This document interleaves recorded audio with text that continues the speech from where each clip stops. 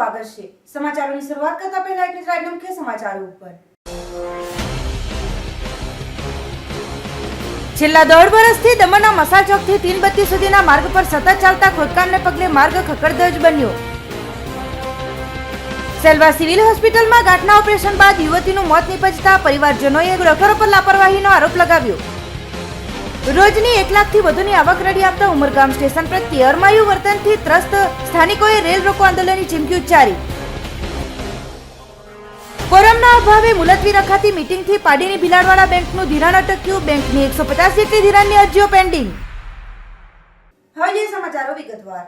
સંઘ પ્રદેશ દમણમાં વિકાસના નામે દેખાઈ રહ્યું છે મીંડું, કારણ કે મસાલ ચોકથી તીનબત્તી સુધીના માર્ગની હાલત એટલી ખસ્તા થઈ ગઈ છે કે પૂછવું જ શું, જેને કારણે લોકોને નહીં સહેવાય જેવી પરિસ્થિતિનો સામનો કરવો પડી રહ્યો છે।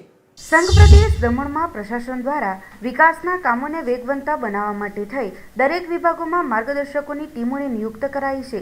એન્જિનિયરો પણ છે, તેમ છતાં કેટલાક એવા કામો છે કે તેને ફરી દોહરાવવામાં આવી રહ્યા હોય પરિસ્થિતિ વધુને વધુ વણસી જ રહી છે, જેના તરફ પ્રશાસન કે કોઈ પણ ધ્યાન દોરી નથી રહ્યું, જેનો ભોગ જનતા બની રહી છે। નાની દમણ તીનબત્તીથી મસાલ ચોક સુધીનો માર્ગ જોઈને તમામને અંદાજો લાગી જશે કે પરિસ્થિતિ કેવી છે। છેલ્લા 1.5 વર્ષથી એક જ માર્ગ પર લગભગ 4 થી 5 વાર ખોદકામ કરવામાં આવ્યું છે। પ્રથમ માર્ગની એક સાઈડ પર ખોદકામ કરવામાં આવ્યું, હવે બીજી બાજુ કામ ચાલી રહ્યું છે। કોઈક વખત ગટર લાઇન, પાણી લાઇન કે પછી અન્ય લાઇનો કંઈ પણ લગાવવાનું હોય યોગ્ય પ્લાનિંગ વગર જ કૂદી પડતા પરિસ્થિતિ વધુ બગડે છે। તો આ માર્ગ પર પ્રથમ રસ્તો ખોદાયો, બાદમાં જેવું તેવું મટીરિયલ નાખી પૂરી દેવાયો, ફરી પાછું ખોદાયો, ફરી પાછું કાચું પાકું રાંધી દેવાયું હોય તેવું કરી દેવાયું, જેથી માર્ગની હાલત એટલી ખખડધ્વજ બની ચૂકી છે કે પૂછવું જ શું। વાહન ચાલકોને ખૂબ જ પરેશાની ભોગવવી પડે છે, સાથે જ ટ્રાફિકની સમસ્યા પણ વકરી રહી છે। શાળા છૂટ્યા બાદ તો આ માર્ગ પરથી પસાર થવું હોય તો ખરેખર ભગવાન જ યાદ આવે છે। આ માર્ગ પરથી દિવસ દરમિયાન કેટલાય પ્રશાસનિક અધિકારીઓ, રાજકારણીઓ પસાર થાય છે, પરંતુ માર્ગની સમસ્યા તરફ કોઈ ધ્યાન દોરવા રાજી નથી। જ્યારે પ્રશાસન કયું પ્લાનિંગ કરી રહ્યું છે તે સમજ નથી પડી રહી, ત્યારે આ માર્ગની દુર્દશાને લઈ લોકો ત્રાહિમામ પુકારી ઉઠ્યા હોય આ સમસ્યા ભારે ત્રાસદાયક બની રહી છે। તો જોવું રહ્યું કે શું હવે આ માર્ગ બનાવવા તરફ પ્રશાસન દ્વારા ધ્યાન દોરાશે કે પછી જેસે તેની પરિસ્થિતિ જ બની રહેશે। એકચ્યુઅલમાં છેલ્લા 1.5 વર્ષથી આ રોડની સમસ્યા એટલી બધી ખરાબ છે, જેમાં મસાલ ચોકનો જે રોડ છે, પહેલાં આ રોડો ખોદાયા। આ રોડ ઉપર આજે વન સાઈડનો જે પાર્ટ છે જે મસાલ ચોક તરફ આપણે મસાલ ચોકથી આપણી જે સરકારી કોલેજ છે ત્યાં સુધી જાય એ રોડને ખોદવામાં આવ્યો કમસે કમ 4 થી 5 વાર। 4-5 વાર ખોદાયા બાદ હજુ રોડનું સમારકામ તો થયું નથી। એક તરફનો રોડ બન્યો નથી ત્યારે બીજી બાજુનું ખોદવાનું ચાલુ થઈ ગયું। હવે આ બાજુ મેં પાઇપ નાખવાનું ચાલુ થયું। તો મારો પ્રશાસનને કહેવાનો મતલબ એ જ છે કે આજે 1.5-2 વર્ષથી તમારી પાસે કોઈ પ્લાનિંગ જ નથી। દમણના પ્રશાસન જાણ જોઈને અલગ વિભાગોમાં અલગ માર્ગદર્શકો લાવી રહ્યા છે। આટલા બધા એન્જિનિયરો છે, તેમના પાસે આટલી મોટી ટીમ છે, એન્જિનિયરો છે, તેના ઉપરથી ગુજરાતમાંથી વિશેષ તજ્ઞોને બધાને બોલાવીને અલગ ડિપાર્ટમેન્ટના કંઈ માર્ગદર્શક બનાવવામાં આવી રહ્યા છે। એવી દ્રષ્ટિમાં જો દમણમાં 1.5-2 વર્ષથી આ રોડનું કામ પૂર્ણ નહીં થતું હોય તો એનાથી શરમજનક બાબત બીજી કોઈ હોઈ શકે। આજે દમણની હાલત ઉપર તો એવું થાય કે હસીએ કે રડીએ તો કંઈ સમજમાં નથી આવતું। એક બાજુ ખોદાઈ એક રસ્તાની તો પૂરી થઈ ને એક સાઈડ ઉપર, એટલે બીજી બાજુ ખોદવાનું ચાલુ થઈ ગયું। દમણ આખા ભારતમાં નાનામાં નાનો પ્રદેશ હશે આ દમણ, અને દમણમાં પણ આટલા વિસ્તારમાં જો 8 લોકોથી રોડ પૂરો નહીં થતો હોય તો એનાથી દુઃખદ બીજી વાત કઈ હોઈ શકે। એક તરફ દમણ પ્રશાસનના રૂપિયા, વિકાસ રાશિના રૂપિયા ખર્ચાતા નહીં મળે ને તેવામાં આ અણઘડ કોઈ પણ પ્લાનિંગ વગરનું કામ દમણ દીવના લોકો માટે એટલી ત્રાસદાયક થઈ રહ્યું છે કે જેનો કોઈ પૂછવાનું જ નથી। દમણમાં તમે આ એક સાઈડ ઉપર ખોદાઈ ગયો અને બીજી સાઈડ ઉપર તમે જોઈ રહ્યા છો, ખાલી માત્ર આપણે ઊભેલા છે તેવામાં ટ્રાફિક થવા લાગી। સવારે જ્યારે સ્કૂલ છૂટે છે ત્યારે તો સ્થિતિ ઓર વિપરીત થઈ જાય, કારણ કે આ ટ્રાફિકવાળો એરિયો છે, અહીંયાથી દમણનું સેન્ટર બને। તો દમણના છેલ્લા 1.5 થી 2 વર્ષની અંદર આ રોડની સ્થિતિ સૌથી ખરાબ, અને દમણના એક પણ રોડ આજની દ્રષ્ટિએ જોવા જાય તો દમણ દીવના સ્થાનિક લોકો માટે સગવડ ઊભું કરતો હોય તેવું નથી। આજે સવારથી હું જોઈ રહ્યો છું કે આ રોડની હાલત એકદમ બદતર થઈ રહી છે। દમણનું પ્રશાસન ખબર નહીં કયું પ્લાનિંગ કરી રહ્યું છે। એક તરફ પાણીના લખાય છે, બીજી તરફ લાઇટના પાઇપો લખાય છે। જ્યારે બધું પૂરું થાય પછી ખબર પડે છે કે આ તો હવે ગેસના પાઇપલાઇન બાકી છે, ગેસના પાઇપલાઇન નાખી દે પછી ખબર પડશે કે ટેલિફોનના લાઈન નાખવાની છે. તો આવી બધી સ્થિતિઓમાં વગર પ્લાનિંગના કામથી દમણના લોકોને પરેશાની થઈ રહી છે અને વિકાસ રાશિના રૂપિયાનું વેડફામ થઈ રહ્યું છે. તે ખરેખર ખૂબ જ નિરાશાજનક છે અને દમણનું પ્રશાસન અને ઉપર દમણના પોલિટિશિયનોની કોઈ પકડ રહી નથી. દમણનો સત્તા પક્ષ આંધળો બની ગયો છે અને વિપક્ષ પણ આ મૂંગો બની ગયો છે. તો જેના થકી આજે દમણ દીવની સ્થિતિ એકદમ ભયજનક સ્થિતિ પર ગુજરી રહ્યું છે. દમણ દીવના લોકોએ જાગવાની જરૂર છે અને આ સ્થિતિ માટે લોકોએ લડવાની જરૂર છે. સેલવાસ સિવિલ હોસ્પિટલમાં ઓપરેશન બાદ યુવતીનું મોત નિપજતા પરિજનોએ ડોક્ટર પર લાપરવાહીનો આરોપ લગાવ્યો. સમગ્ર મામલો પોલીસ મથકે પહોંચતા પોલીસે તપાસ હાથ ધરી. સેલવાસ વિનોબા ભાવે સિવિલ હોસ્પિટલમાં 22 વર્ષીય એક યુવતીનું ઓપરેશન કર્યા બાદ એનું મોત થઈ ગયું હતું. ત્યારબાદ એના પરિજનોએ ડોક્ટર પર લાપરવાહીનો આરોપ લગાવ્યો હતો. તેઓનું કહેવું એમ છે કે સેલવાસમાં રહેતી સંજુ યાદવ ઉંમર વર્ષ 22, જે હાલમાં મુંબઈમાં MCA ભણતર કરે છે, જે હાલમાં એના માતા પિતા પાસે આવી હતી. સંજુ યાદવને છાતીના ભાગે ગાંઠ હતી, જેના ઉપચાર માટે સેલવાસ સિવિલ હોસ્પિટલમાં દાખલ કરવામાં આવી હતી અને ગુરુવારના રોજ બપોરે 3 વાગ્યે એનું ઓપરેશન કરવામાં આવ્યું હતું. આ બાબતે એના પરિવારજનોએ જણાવ્યું હતું કે ઓપરેશનના થોડા સમય બાદ એને ICUમાં શિફ્ટ કરવામાં આવી હતી. ત્યારબાદ થોડા સમયમાં જ એનું મોત થયું હતું. આ મામલામાં એના પરિવારજનોએ ડોક્ટર પર લાપરવાહીનો આરોપ લગાવ્યો હતો અને આ મામલો સેલવાસ પોલીસ સ્ટેશનમાં પહોંચ્યો હતો. ઘટનાની જાણ થતાં જ સંજુના સગાવાલાઓનું ટોળું હોસ્પિટલ પર ધસી આવ્યું હતું. આ બાબતેની સૂચના મળતા મામલતદાર નમ્રતા પરમાર પણ આવી પહોંચ્યા હતા અને મૃતકના પરિવાર જોડે વાત કરી હતી. ત્યારબાદ લાશનું PM કરવા માટે દમણથી ડોક્ટરોની ટીમ, જેમાં સર્જન ડોક્ટર જો એન્થેસ્ટિસ્ટ ડોક્ટર સુનીતા અંજાની, ચિકિત્સક ડોક્ટર પરેશ ટંડેલ અને ચિકિત્સા અધિકારી ડોક્ટર પ્રતાપ સોનાને આવી પેનલ PM કર્યું હતું. આ બાબતે ડોક્ટર જોએ જણાવ્યું હતું કે આ ઘટનામાં ડોક્ટરની લાપરવાહી જોવા મળી નથી, પરંતુ બની શકે કે સંજુનું મોત કાર્ડિયાક અરેસ્ટથી થઈ હોય. હાલમાં પોલીસે સેમ્પલ લઈ ફોરેન્સિક લેબમાં મોકલવામાં આવશે, જે 15 દિવસ અથવા 1 મહિનામાં રિપોર્ટ આવશે. ત્યારબાદ આગળની કાર્યવાહી કરવામાં આવશે. એક તરફ મૃતકના પરિવારજનોએ ડોક્ટર પર લાપરવાહીનો આરોપ લગાવ્યો છે અને બીજી બાજુ ડોક્ટર જોએ આ પ્રકારનું બયાન આપ્યું છે. ત્યારે હવે જોવું એ રહ્યું કે આ ઘટનામાં આગળ શું થાય છે. હાલમાં સેલવાસ પોલીસ ઘટનાની વધુ તપાસ કરી રહી છે. नहीं, मुझे तो ऐसा नेग्लिजेंसी वगैरह अपेरेंटली तो दिखता नहीं है. एक यंग लड़की थी, उनको एक छोटी सी गांठ हुई थी, तो वो गांठ का ऑपरेशन हुआ था. तो ऑपरेशन का स्कार है, अभी वो गांठ नहीं है, मीन्स वो शायद एनालिसिस को भेजी है. एंड उसके बाद ऐसा सुना गया कि वो टेबल पे उसको कुछ हार्ट का प्रॉब्लम हुआ या कार्डियक अरेस्ट जैसे बोलते हैं. ये ऐसा किसी को भी होने का संभव हो सकता है कभी भी. कोई भी इसमें कोई गारंटी ऐसा नहीं दे सकता है कि ऑपरेशन किया means you have to be all right, ऐसा तो कोई नहीं बोल सकता है. बट अबेंडन प्रिकॉशन में 4 डॉक्टर की टीम आई. उसमें एक सर्जन, एक एनेस्थेटिस्ट, एक फिजिशियन एंड एक मेडिकल ऑफिसर. उनको आपके दमन सिलवासा सरकार ने बुला लिया इधर. एंड ये पोस्टमार्टम जो होता है उसमें हम लोग ट्राई टू फाइंड आउट करते हैं कि कोई नेग्लिजेंस हुआ या नहीं हुआ. ऐसा अपेरेंटली हमको तो लगता नहीं है, बट फिर भी सब टिश्यूज़ जो होते हैं उनके सैंपल्स लेके फोरेंसिक साइंस लेबोरेटरी में भेजे हैं और जांच में वो शायद 15 दिन लगते हैं या 1 महीना लगता है, आई डू नॉट नो. फिर उधर से रिपोर्ट आ जाता है तो वो फाइनल डायग्नोसिस हो जाते हैं. So you cannot jump eight a conclusion कि ऐसा हुआ ऐसा नहीं हुआ. वेट, ये जो आज पोस्टमार्टम का एक प्रतिक्रिया हो गई and now we have to wait for the analysis of the report. अभी रिपोर्ट भी अच्छे गवर्नमेंट के लेबोरेटरी में जाता है एंड पुलिस की निगरानी में जाता है. तो इसमें कोई जब कहाँ बेचते हैं क्या है उस हिसाब से. And I don't think, unfortunate है, यंग लड़की, किसी को भी दुख होता है. हमें तो बहुत दुख है कि we had to come and do this work. ये काम कोई नहीं करना चाहते, बट अनफॉर्चुनेटली होना पड़ता है.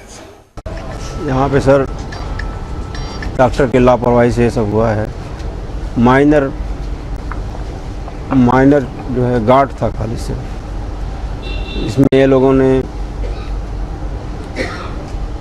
हार्ट डैमेज कर दिया. फेफड़े डैमेज कर दिए और जो है वो सेंसलेस हो गई लड़की।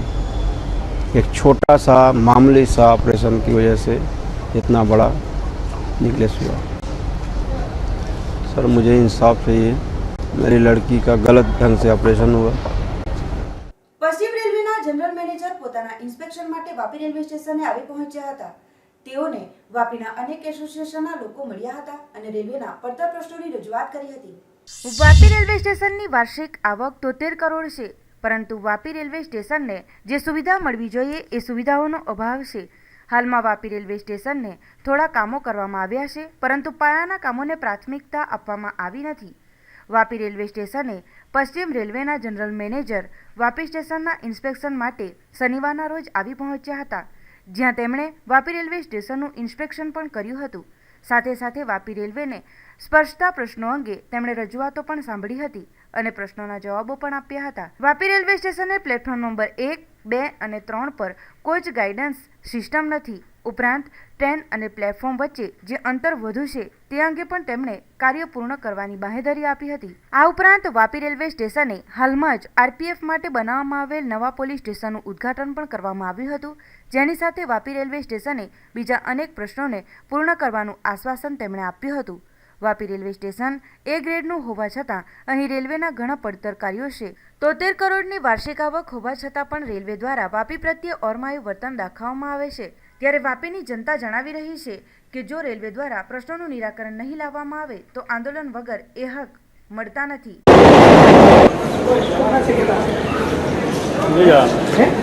वापी में ऐसा है कि एक्चुअली हमारे यहाँ डिफरेंट हाइट थी, जैसे we call it middle level platform, high level platform. तो ये आप जो बता रहे हैं ये आवश्यकता अनुसार कई जगह जो प्लेटफॉर्म की हाइट बढ़ाने वाले वर्क प्रोसेस किए गए हैं, सैंक्शन हुए हैं और कई जगह ये अंडर मतलब एग्जीक्यूशन भी है. उसी प्रकार से कई प्लेटफॉर्म्स पर उनकी जो लेंथ है वो टोटल जो ट्रेन लेंथ वहाँ आती है, मान लीजिए ट्रेन आती है 23 कोच की और वहाँ पर प्लेटफॉर्म है 21 कोच का. तो हमारी ये प्राथमिकता है कि जो प्लेटफॉर्म की लंबाई है उसको बढ़ाया जाए, क्योंकि ये 2 कोच में जो पैसेंजर नीचे से चढ़ेंगे या उतरेंगे उनको वाकई परेशानी होगी. But all these things are affected because of non availability of funds in adequate measure. But depending upon what is available and what is the requirement, हम कोशिश करते हैं कि एक बैलेंस बना के चले. कोच गाइडेंस सिस्टम में जब आया था पिछली बार, तब मुझे बताया गया था और मेरा विशेष वो था कि यहाँ कोच गाइडेंस सिस्टम लगाया जाए. तो प्लेटफॉर्म नंबर 2-3 के लिए हमने कोच गाइडेंस सिस्टम का परचेज ऑर्डर प्लेस कर दिया है और मार्च कह रहे हैं, बट मेरे अंदर से जून तक तो लग जाएगा पक्का हर हालत में. Order has been place, but why I am saying so because sometimes supplies get delayed. देखिए ये आप जो सवाल मुझसे कर रहे हैं, मैं personally I am not aware of this reference. हो सकता है हमारे जो IG RPF है वो उसको डील कर रहे हों. RP affairs are coordinated by the RPF, IG RPF. So may be that he has got a reference of which I am not particularly aware, and he may have made some reply also. I am not able to comment on this right. Umargam railway સ્ટેશનની રોજિંદી આવક 1 લાખથી વધુ હોવા છતાં પણ railway દ્વારા ઓરમાયું વર્તન દાખવવામાં આવી રહ્યું હોવાથી ઉમરગામના લોકો દ્વારા રેલ રોકો આંદોલન કરવા માટે પરવાનગી માંગવામાં આવી છે, જેનું મુખ્ય કારણ અહીં 1996 બાદ કોઈ પણ એક્સપ્રેસ ગાડીનું સ્ટોપેજ આપવામાં આવ્યું નથી. તેથી ઉમરગામના સ્થાનિકો દ્વારા આંદોલનની ચીમકી પણ ઉચ્ચારવામાં આવી છે. ઉમરગામ વિસ્તારમાં પણ જીઆઈડીસી આવેલ છે. અહીં હજારો ઉદ્યોગો આવેલા છે. મોટેભાગે ટેક્સટાઇલ ઉદ્યોગોથી જાણીતું બનેલું ઉમરગામ હાલ રેલવેની સમસ્યાથી પીડાઈ રહ્યું છે. ઉમરગામ રેલવે સ્ટેશનની રોજિંદી આવક 1 લાખથી વધુ છે. તે છતાં પણ રેલવે દ્વારા ઉમરગામ સ્ટેશનને ઓરમાયું વર્તન દાખવવામાં આવી રહ્યું છે. ઉમરગામ રેલવે સ્ટેશને છેલ્લું ટ્રેનનું સ્ટોપેજ 1996માં આપવામાં આવ્યું હતું. ઉમરગામના સ્થાનિકો આ રેલવે સ્ટેશને એક્સપ્રેસ ટ્રેનોના સ્ટોપેજ માંગવામાં આવી રહ્યા છે. ઉમરગામ રેલવે સ્ટેશનની આસપાસ આવેલા રેલવે સ્ટેશનો પર હાલમાં જ કેટલીક ગાડીના સ્ટોપેજ આપવામાં આવ્યા છે. ત્યારે ઉમરગામના લોકો પણ રેલવેને પૂછી રહ્યા છે કે ઉમરગામને કેમ નહીં. ત્યારે રેલવે દ્વારા જે જવાબો આપવામાં આવ્યા છે તે પ્રમાણે એક ટ્રેનને થોભાવવાનો ખર્ચ 5000 જેટલો આવે છે. ત્યારે જો આવક 1 લાખથી વધુ હોય તો ઓછામાં ઓછી 20 ટ્રેનના સ્ટોપેજ તો આપી શકાય. તેમ છતાં રેલવે દ્વારા ઉમરગામના લોકોની માંગણી પૂર્ણ કરવામાં નથી આવતી.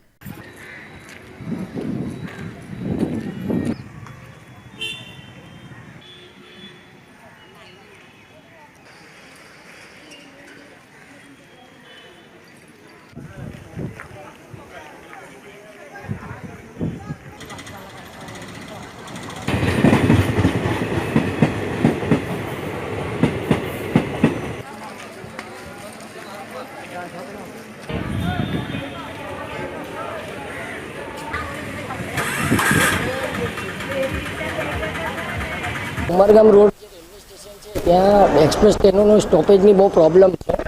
અત્યારે અમે લોકો આરટીઆઈની અંદર માહિતી મેળવેલી ને એ લોકોએ લેખિતમાં અમને આપેલું કે 1996ની અંદર આશરે લગભગ રોજની રેવન્યુ જે હતી સ્ટેશનની એ 14,000 હતી અને આજે 20 વર્ષ પછી વધીને 1,20,000ના આસપાસ થઈ ગઈ છે. હવે અમે લોકો વારંવાર રજૂઆત કરીએ છીએ પણ છતાં પણ રેલવે તંત્રે કોઈપણ જાતની નવી ટ્રેનનો એક્સપ્રેસ ટ્રેનનો સ્ટોપેજ આપ્યો નથી. હવે અમે લોકોએ ચીફ જસ્ટિસ ઓફ સુપ્રીમ કોર્ટને લેટર લખીને રેલ રોકો આંદોલનની માંગણી કરી છે કે અમને કાયદેસર પરમિશન આપવામાં આવે કે અમે લોકો રેલ રોકો આંદોલન કરીએ અને ટ્રેનનો સ્ટોપેજ અમને મળે. આજુબાજુ ઘણા વિસ્તારમાં જોયું છે રેલવે સ્ટેશન પર કે જે લોકોએ રેલ રોકો આંદોલન કર્યા છે એ લોકોને પણ ટ્રેનના સ્ટોપેજ આપ્યા છે રેલવે તંત્રે. અમે પણ સેમ એ માર્ગ અપનાવવા માંગીએ છીએ પણ અમે ગેરકાયદેસર કઈ વસ્તુ કરવા માંગતા નથી. અમે લોકો કાયદેસર પરમિશન મળે અને અમે લોકો એ વસ્તુને આંદોલન કરી અને ટ્રેનનો સ્ટોપેજ મેળવવા માંગીએ છીએ.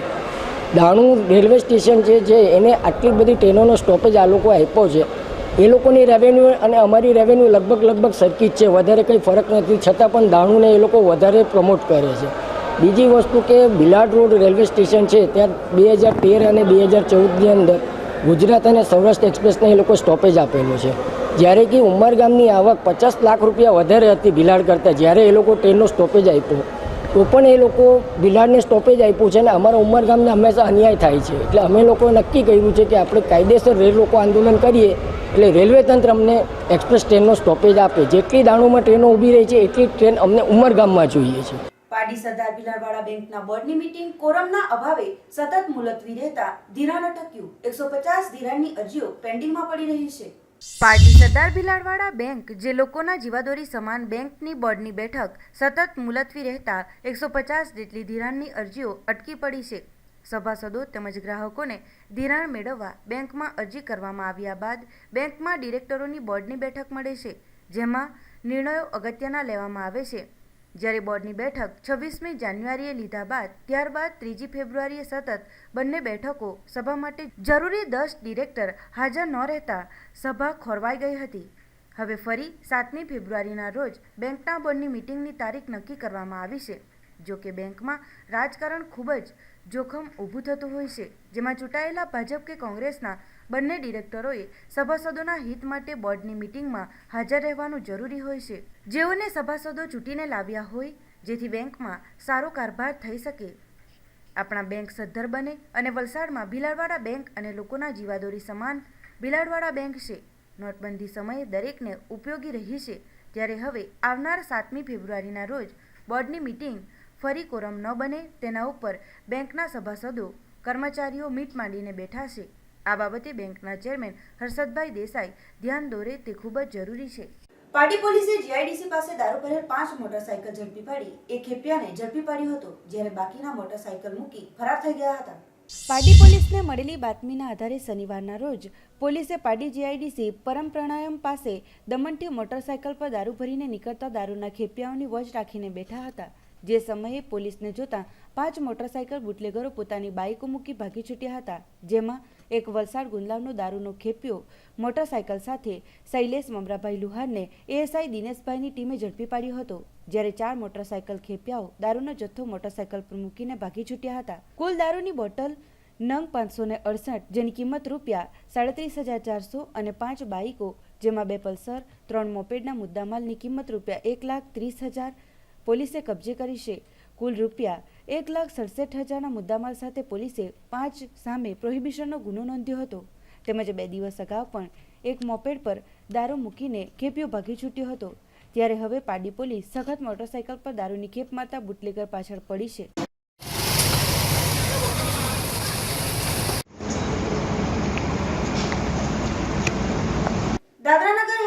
6 ગામોમાં યોજાઈ હતી ગ્રામ સભાઓ, જેમાં પ્રદેશવાસીઓની સમસ્યા નક્કી કરી 2017-18ના બજેટ અંગે ચર્ચા વિચારણા કરવામાં આવી હતી. સંઘ પ્રદેશ દાદરાનગર હવેલીના ખરડપાડા પંચાયતમાં કલેક્ટરની અધ્યક્ષતામાં શનિવારના રોજ ગ્રામ સભાનું આયોજન કરવામાં આવ્યું હતું, જેમાં પ્રદેશવાસીઓની સમસ્યા નક્કી કરશે 2017-18નું વાર્ષિક બજેટ, જે અંગે ચર્ચા વિચારણા કરાઈ હતી. પ્રશાસકના દિશા નિર્દેશથી દાદરાનગર હવેલીની તમામ પંચાયતોમાં ગ્રામ સભાઓનું આયોજન કરવાનું નક્કી કરાયું છે, જેના આધારે આવતું બજેટ વિકાસલક્ષી કાર્યો માટે તૈયાર કરાશે.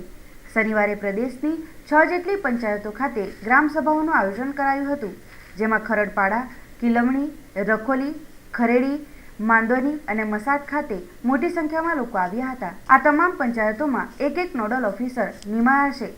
સાથે ગામના ચૂંટાયેલા પ્રતિનિધિઓ અને ગ્રામજનો સાથે દરેક ગામોમાં મુખ્ય સમસ્યા કઈ છે, નવું કયું કાર્ય મહત્વનું છે, આવી તમામ નાની મોટી સમસ્યાઓ સાથે નવા નિર્માણ કાર્યોનું બારીકીથી તપાસ બાદ સમગ્ર દાદરાનગર હવેલી માટે એક એક્શન પ્લાન તૈયાર કરાશે અને એના આધારે વાર્ષિક બજેટની માંગ કરાશે.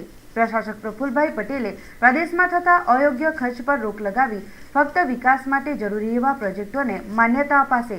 આ સભામાં ગ્રામજનો દ્વારા વિવિધ સુઝાવો અને સમસ્યા અંગે અધિકારી તેમજ પદાધિકારીઓને અવગત કરવામાં આવ્યા હતા. દરેક પંચાયતમાં યોજાયેલ ગ્રામસભાઓમાં મોટી સંખ્યામાં ગ્રામજનો ઉપસ્થિત રહ્યા હતા.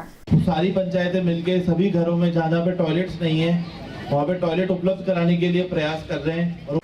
सबसे पहले तो मुझे दुख हो रहा है कि हमारे वहाँ असेंबली नहीं है और असेंबली न होने के बावजूद उसके वजह से हमारे लोगों की समस्या का समाधान नहीं हो रहा था. लेकिन अभी माननीय श्री प्रशासक महोदय प्रफुल्ल भाई पटेल जिस दिशा निर्देश से काम कर रहे हैं, इसे हमें अभी हमारा लोगों का काम करने में हौसला बढ़ रहा है. उम्मीद है कि प्रशासक महोदय के आशीर्वाद से छोटे से छोटे गांवों का जो भी काम अधूरा रहेगा वो हम पूरा जरूर काम करेंगे. जो भी समस्या है, एग्जाम्पल पानी है, लाइट है, रोड है, पंचायत जो भी काम हो जल्द से जल्द पूरा करें, ऐसा गांव वालों को आश्वासन दिया है. साथ में कलेक्टर साहब भी आए हैं. कलेक्टर साहब ने भी आश्वासन दिया है सभी को कि जो भी काम है हम लोग भी आपके साथ है. તો હું એડમિનિસ્ટ્રેટરનો હું આભાર માનું છું કે આ રીતનું જે મેનેજિંગ કર્યું છે એમાં મને વિશ્વાસ છે કે લોકોના કામો થશે જ અને જે વૃદ્ધા પેન્શન, વિધવા પેન્શન જે બધું અટકેલો છે તે બી એનો પ્રોબ્લેમ સવાલ થશે એવું મને ખાતરી જ છે. ખરડપાડા ગામમાં બહેનો જે બેરોજગાર છે એ લોકોને બી રોજીરોટી માટે અમે પૂરેપૂરું સહયોગ કરતા છે. તે હજુ સુધી થયું નથી મળે, એના માટે અમે કાળજી લેશું. પાટી નજીક આવેલ બાલદા ગામના ફળિયામાં થયેલ 1,17,000ની ચોરીના આરોપીને પાટી પોલીસ વ્યારાથી ઉચકી લાવી.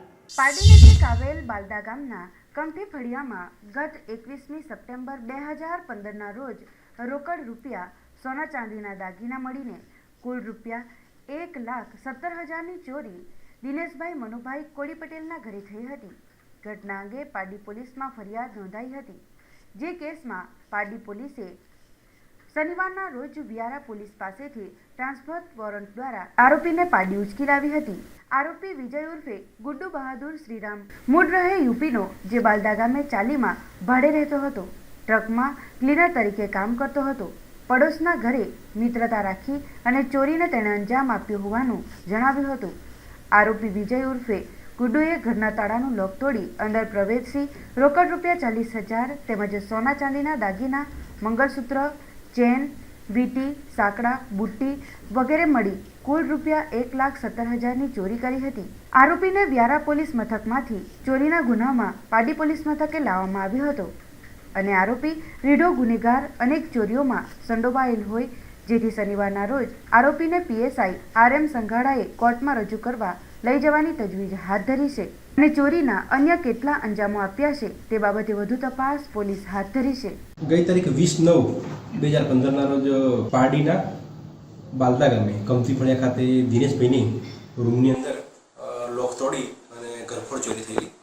તે તપાસ દરમિયાન આ ચોરી એ વિજય બહાદુર ઉર્ફે ગુડ્ડુ શ્રીરામ સરોજ એ મૂળ રહે સોનાહિતા ડિસ્ટ્રિક્ટ જોનપુર યુપીનો હોવાનું જાણવા મળતા એને તપાસ કરતા એ અહીંયા મળીને આવેલ નહીં અને ત્યારબાદ એને વોરંટ કઢાવેલું.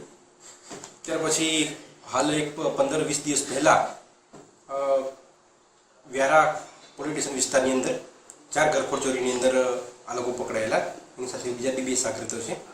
એટલે એમને ટ્રાન્સફર વાળંદે આજરોજ એમને અટક કરવામાં આવેલ છે અને હાલ એમના જ્યાં ચોરીની અંદર 1,17,000નો મુદ્દામાલ ગયેલો, એ મુદ્દામાલ હાલ જે સોના ચાંદીના ઘરેણા છે એ કઈ વ્યક્તિના પાસે કોની પાસે છે એની હાલ તપાસ ચાલુ છે અને કોર્ટમાં અમને રજૂ કરીને રિમાન્ડ મેળવવા માટે તજવીજ હાલ ચાલુ છે. સમાચારોમાં સમય છે એક નાનકડા વિરામનો.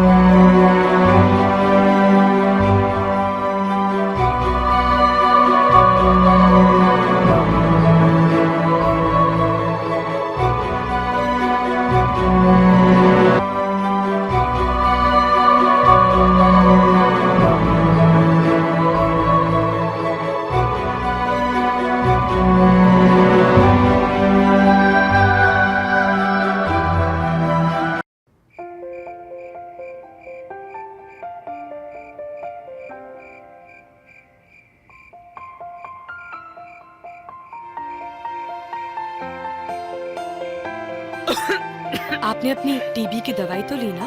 ले लिया मैंने.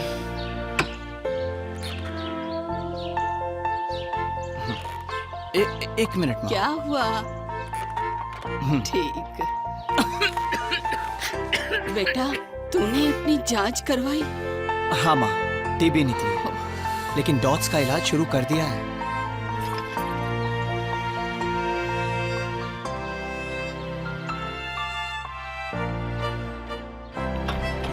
जिंदगी के हर कदम पे आप डबल सावधानी लेते हैं, तो टीबी के इलाज में भी ऐसा जरूर कीजिए. टीबी संक्रमित मरीजों को अपनी HIV की जांच जरूर करवानी चाहिए ताकि आपके टीबी के इलाज में कोई रुकावट ना आए. વિરામ બાદ આપનું સ્વાગત છે. વલસાડ જિલ્લા ભારત સ્કાઉટ ગાઈડની 37મી રેલીનું પાડી સિંઘાનિયા સ્કૂલમાં કરાયું ઉદ્ઘાટન, જેનું સમાપન થશે રવિવારના રોજ. પાર્ટી ડોક્ટર વિજયપત સિંઘાનિયા સ્કૂલ ખાતે શનિવારના રોજ વલસાડ જિલ્લાની 37મી સ્કાઉટ ગાઈડ રેલી યોજાઈ હતી. સવારે 11 કલાકે શાળાના આચાર્ય રવિન્દ્ર ગ્રેવાલ પ્રમુખ સ્થાને આ રેલીનું ઉદ્ઘાટન કરવામાં આવ્યું હતું.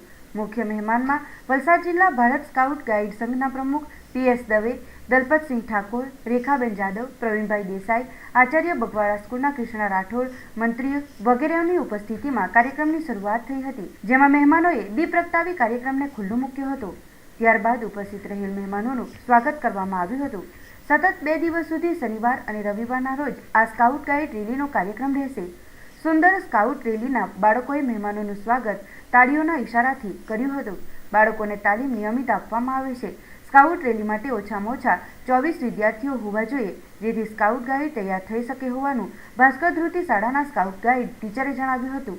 રેલીની પૂર્ણાહુતિ રવિવારના રોજ બપોરે થશે, જેમાં પાડીના કારોબારી અધ્યક્ષ દિવેન શાહ તેમજ વાપી LG હરિયા સ્કૂલના આચાર્ય ખાસ ઉપસ્થિત રહેશે. સ્કાઉટ ગાઈડ સંઘના પ્રમુખે ડોક્ટર વિજયપત સિંઘાનિયા શાળાના આચાર્ય રવિન્દ્ર ગ્રેવાલનો આભાર વ્યક્ત કર્યો હતો કે જેઓએ 2 દિવસ સુધી ચાલનાર આ કાર્યક્રમની તમામ સુવિધાઓ શાળા પૂરી પાડી રહી છે. Anywhere, anytime you need, we are always there. In future also.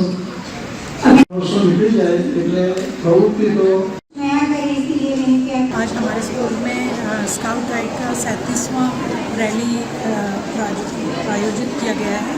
सुबह ध्वज आरोहण करके उसको शुरुआत की गई उसकी, और बच्चों ने बढ़ चढ़ कर भाग लिया है इसमें.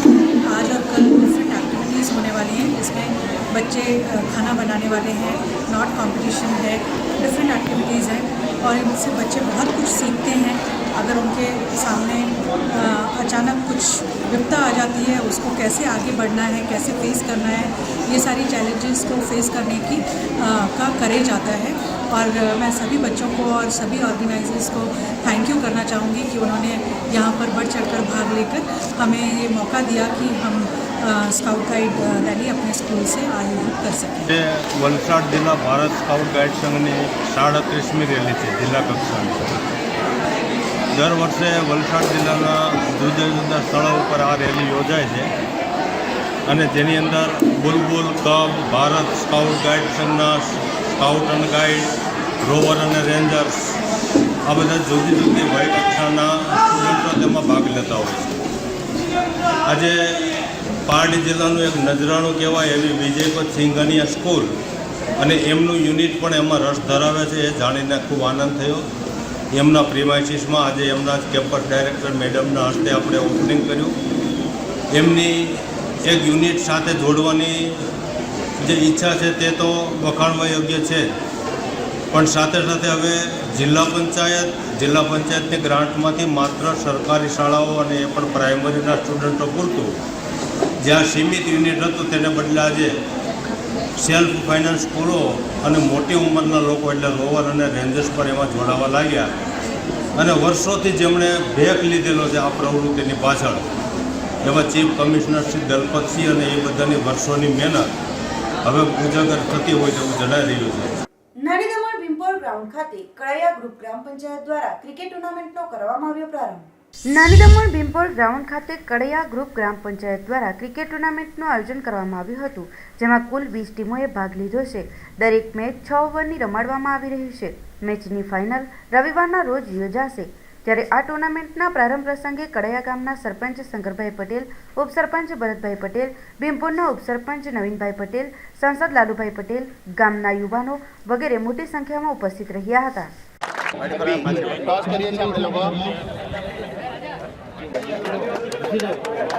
તાળીઓ પાડો, તાળીઓ પાડો, તાળીઓ પાડો।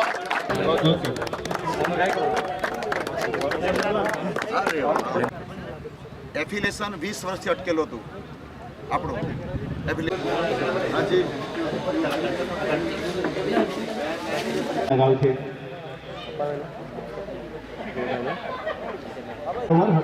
राइट हैंड नंबर 3 डालेंगे। बहुत अच्छे शॉट वहां पकड़ कप में हो 4 रन हो गया। इसी के साथ स्कोर पहुंचा हुआ है।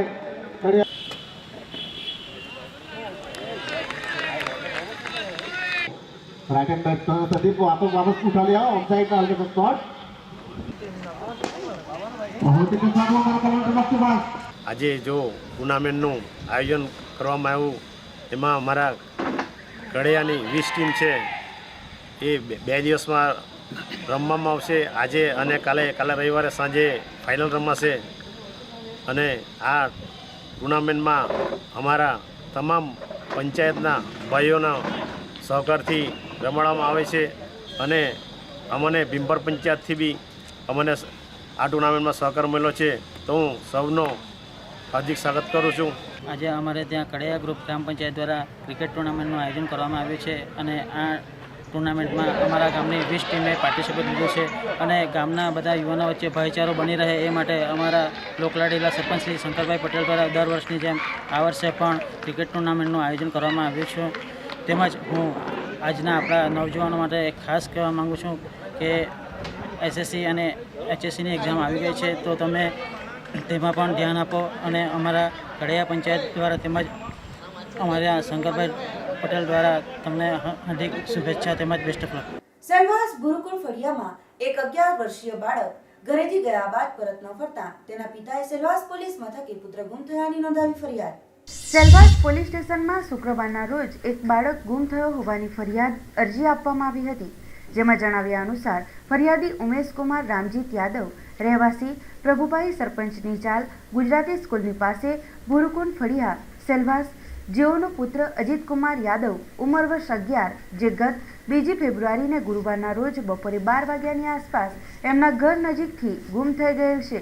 આજુબાજુ અને સગાવાળાઓને ત્યાં તપાસ કરવામાં આવેલ પરંતુ તેઓ મળી આવેલ નથી। પુત્ર અજીત અસ્થિર મગજનો હોય એનો ઈલાજ સરકારી હોસ્પિટલ સેલવાસ અને વલસાડમાં ચાલે છે।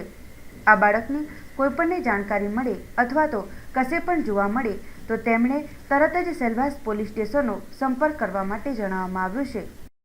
मेरा लड़का गुम हो गया है, पुलिस कंप्लेन मैं करा दिया हूँ.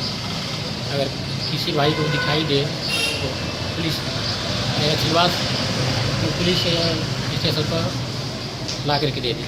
लड़के का अजीत कुमार यादव, उम्र 11 साल, गोरा गोरा पतला, 4.5 इंच करीब उसकी लंबाई. हाँ जी, ये अजीत कुमार यादव जो लड़का है, ये मतलब यहाँ हमारे यहाँ सिलवासा में 5वीं कक्षा में पढ़ता था. तो फिलहाल ये अपने घर के पास बुरकुट फलिया में अपने घर के पास खेल रहा था. उसके बाद 12 बजे के बाद वो मतलब नहीं दिखाई दिया. तो हम लोगों ने आजू बाजू सब जगह तपास किया लेकिन कहीं दिखाई नहीं दिया. तो बाद में हम लोगों ने जाके कल यानी गुरुवार को गुम हुआ था और शुक्रवार को पुलिस कंप्लेंट किया है. और आप लोगों सभी भाइयों से विनती है कि कहीं आजू बाजू दिखाई दे तो कृपया नज़दीक के पुलिस स्टेशन पर एक बार आप लोग संपर्क करें. आप लोगों के लिए बहुत बहुत धन्यवाद. अजीत कुमार यादव, उनके पिताजी का नाम उमेश यादव. તારીખ 6 ફેબ્રુઆરીથી 8મી ફેબ્રુઆરી સુધી વાપી ટ્રાન્સપોર્ટ દ્વારા ક્રિકેટ ટુર્નામેન્ટ શરૂ થઈ રહી છે, જેમાં ટ્રાન્સપોર્ટોની 32 ટીમો ભાગ લેશે. વાપી ટ્રાન્સપોર્ટ દ્વારા શરૂ થઈ રહી છે ક્રિકેટ ટુર્નામેન્ટ. આ ટુર્નામેન્ટ તારીખ 6 ફેબ્રુઆરીથી 8મી ફેબ્રુઆરી સુધી ચાલનાર છે. આ ક્રિકેટ ટુર્નામેન્ટમાં વાપી ટ્રાન્સપોર્ટોથી 32 ટીમો ભાગ લઈ રહી છે, જેમાં 6 તારીખે ઓપનિંગ કરવા માટે ચીફ ગેસ્ટ તરીકે વલસાડ જિલ્લાના ડીએસપી સુનિલ જોશી, વાપી તાલુકાના ડીવાયએસપી એચ.એમ. કુંડલિયા, દમણના કોસ્ટગાર્ડની ટીમ અને વાપી નગરપાલિકાના પ્રમુખ વગેરેઓ હાજર રહીને આ ટુર્નામેન્ટની શરૂઆત કરશે. આ ક્રિકેટ ટુર્નામેન્ટમાં 10 ઓવરની મેચ અને ફાઇનલ મેચ 10 ઓવરની રાખવામાં આવી છે. આનાથી મોટી હતી પણ પેલો લેમિનેટ કરતો હતો ને પડી ગઈ.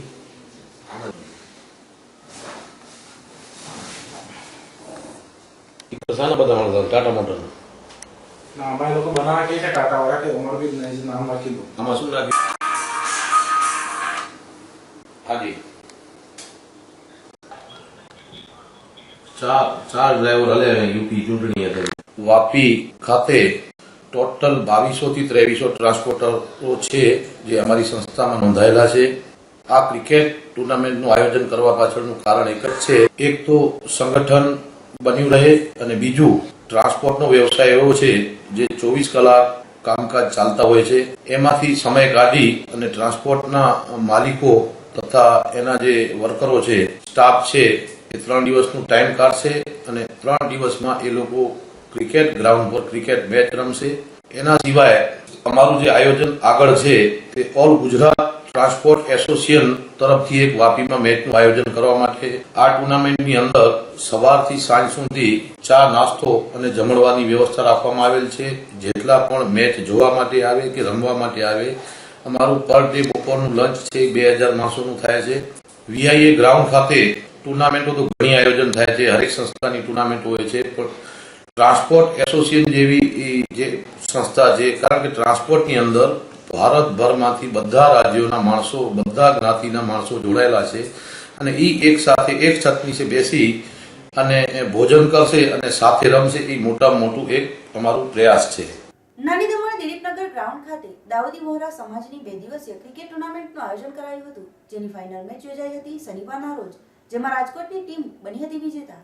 નાની દમણ દિલીપનગર ગ્રાઉન્ડ ખાતે દાઉદી વોહરા સમાજ દ્વારા તેમના ધર્મગુરુ સૈયદના મોહમ્મદ બુરહાનુદ્દીનના જન્મદિવસના ઉપલક્ષમાં 2 દિવસીય ક્રિકેટ ટુર્નામેન્ટનું આયોજન કરવામાં આવ્યું હતું, જેમાં દમણ, કપડવંજ, પોરબંદર, રાજકોટ, સુરત, અમદાવાદ, આહવા, દાહોદ વગેરેની ટીમોએ ભાગ લીધો હતો, જેની ફાઇનલ શનિવારના રોજ યોજાઈ હોય. ફાઇનલમાં રાજકોટ અને સુરતની ટીમ ટકરાઈ હતી, જેમાં રાજકોટની ટીમનો વિજય થયો હતો.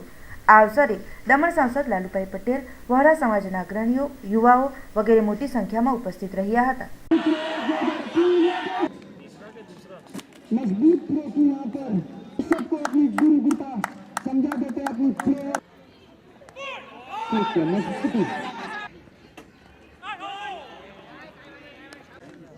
अच्छी फ्लिक रोनाल्डो का पूरा चांस, शानदार शॉट होम अगेन और इसके साथ तमाम अपनी विकेट. सर एसपी एक minute, umpire stop, umpire match को स्टॉप। हम यहाँ पर श्री लालू प्रसाद जी का यहाँ पर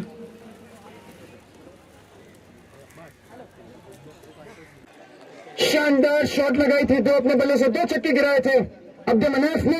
फाइनल ચાલી રહી છે સુરત ને રાજકોટ વચ્ચે. સુરત એ 75 રન્સ બનાવ્યા છે. માનનીય 70 રન્સ બનાવીને રાજકોટે જીતવાનું છે 8 ઓવરના અંદર. 12 ટીમ છે ટોટલ અમારા અહીંયા આવેલી. પૂના, રાજકોટ, અમારી પોતાની ટીમ છે દમણની, સુરતની છે, દાહોદ છે, એમ કરીને 12 ટીમ છે ટોટલ. ઘણી 12 ટીમ આવેલી છે, બધા અલગ અલગ એનાથી. એનો મકસદ એવો છે રમાડવા માટે કે 106મી મિલાદ મુબારક અમારા ડૉક્ટર સૈયદના મોહમ્મદ બુરહાનુદ્દીનની છે, જે અમને હયાત નથી. એના વારિસ જે સૈયદના મુફદ્દલ સૈફુદ્દીન છે, એની ખુશી વાસ્તે અમે આ બધું આખી આ ટુર્નામેન્ટ ગોઠવી છે. અને આખા ઓલ ઓવર ઇન્ડિયામાં બી આ ટુર્નામેન્ટ થાય છે અમારી, ને ખાલી અમારી કોમ્યુનિટીના અમને એના વાસ્તે ખુશી વાસ્તે છે. એ અમને 8 ઓવરની છે, ફાઇનલ 8 ઓવરની છે. આમ બધી બીજી મેચ જે થઈ તે આ અમારી જમાતે ઓર્ગેનાઇઝ કરેલી છે. દાઉદી બોરા જમાત દમણિયા, અંજુમાની કલીમીને એક સંસ્થા છે, એ આખું ઓર્ગેનાઇઝ કરે છે. એ દમણમાં પહેલી વાર નથી, ત્રીજી વાર છે. પણ આ વર્ષે અમે એવું નક્કી કર્યું કે આખા બધા પુણેથી ને બધા આખા ઓલ ઓવર ઇન્ડિયાથી આવે. આમ અમારા નજીકની ટીમો આવતી હતી, પારડી ને ઉમરગાંવ ને એવી, સંજાન ને એવી. આ વર્ષે એવું નક્કી કર્યું કે આખો મોટા લેવલ પર થાય ને 2 દિવસ માટે થાય. અને હિઝ હોલીનેસના સિઝરા સાહેબ બી આ વખતે પધાર્યા છે. એના ભાઈ અમરભાઈ સાહેબ જેમનું નામ છે.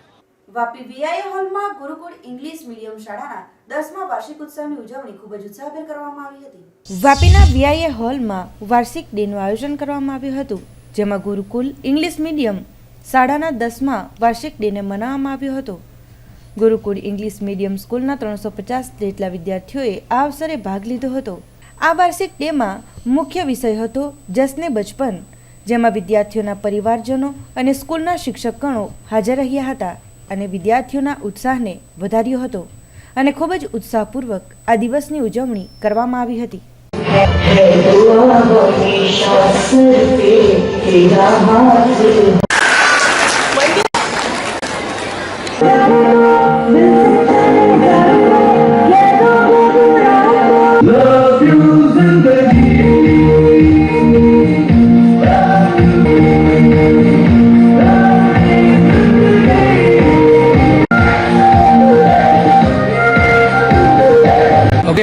Good evening.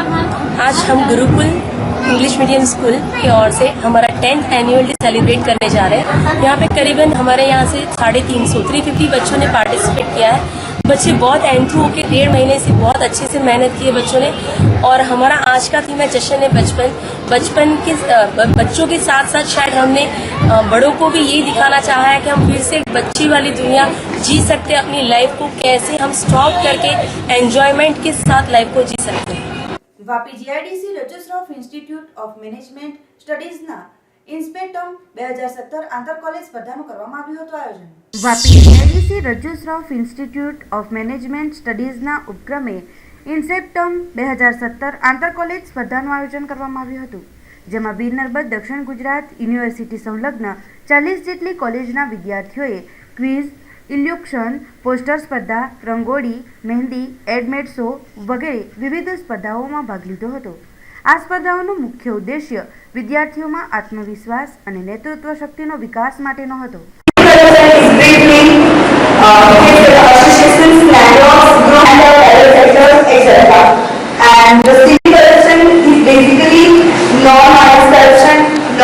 ये जो कार्यक्रम है इंटर कॉलेज कंपटीशन हम 2010 से करते आ रहे हैं और आज की इवेंट में करीबन सूरत वीर नर्मद साउथ गुजरात यूनिवर्सिटी से एफिलेटेड 25 कॉलेजेस ने पार्टिसिपेट किया है और मोर देन 325 स्टूडेंट ने एनरोल किया है कंपटीशन में।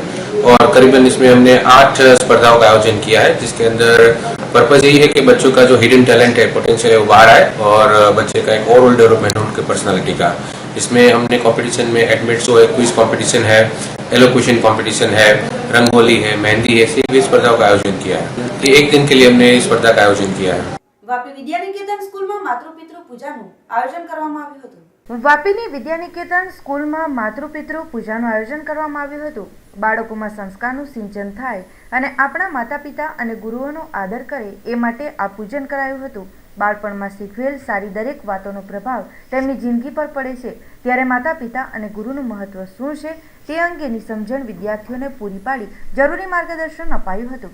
આ પ્રસંગે શાળાના તમામ વિદ્યાર્થીઓ હાજર રહ્યા હતા.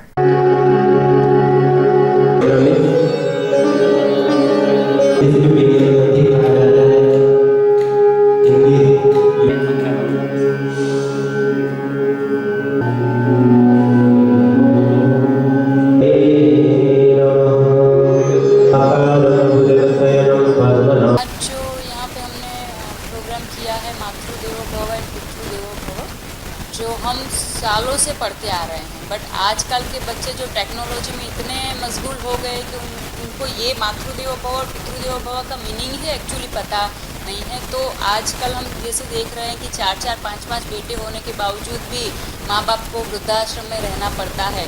तो मेरी स्कूल के जो बच्चे हैं, मुझे इनको यही संस्कार दिखाना है कि जो भी है सब कुछ माँ बाप के सिवा कुछ नहीं है आगे. पहले माँ बाप और बाद में गुरु, जो भी है भगवान, जो भी कुछ है, क्योंकि जन्म ही उन्होंने हमें दिया है. तो आज का प्रोग्राम हमने यहाँ पे बच्चों को अपने पेरेंट्स के साथ बुला के उनकी पूजा आरती करवाई है, ताकि वो समझ पाए कि माँ बाप के सिवा हम कुछ नहीं है, दुनिया में हमारा अस्तित्व ही नहीं है, और आगे फ्यूचर में जाके वो बड़े होकर अपने पेरेंट्स का रिस्पेक्ट करें. बस यही आज का एम है हमारा, ये करने का. સમાચારોના અંતમાં એક નજર મુખ્ય સમાચારો ઉપર. છેલ્લા 1.5 વર્ષથી દમણના મસાલ ચોકથી તીનબત્તી સુધીના માર્ગ પર સતત ચાલતા ખોદકામને પગલે માર્ગ ખખડધજ બન્યો. સેલવા સિવિલ હોસ્પિટલમાં ગાંઠના ઓપરેશન બાદ યુવતીનું મોત નિપજતા પરિવારજનોએ ડોક્ટરો પર લાપરવાહીનો આરોપ લગાવ્યો. રોજની 1 લાખથી વધુની આવક રડી આપતા ઉમરગામ સ્ટેશન પ્રત્યે અરમાયું વર્તનથી ત્રસ્ત સ્થાનિકોએ રેલ રોકો આંદોલનની ચીમકી ઉચ્ચારી. કોરમના અભાવે મુલતવી રખાતી મીટિંગથી પાડીની ભીલાડવાળા બેંકનું ધિરાણ અટક્યું. બેંકની 150 જેટલી ધિરાણની અરજીઓ પેન્ડિંગ. તો આ હતા અત્યાર સુધીના સમાચારો. નવા સમાચારો સાથે જોતા રહો જેટ ન્યૂઝ. નમસ્કાર.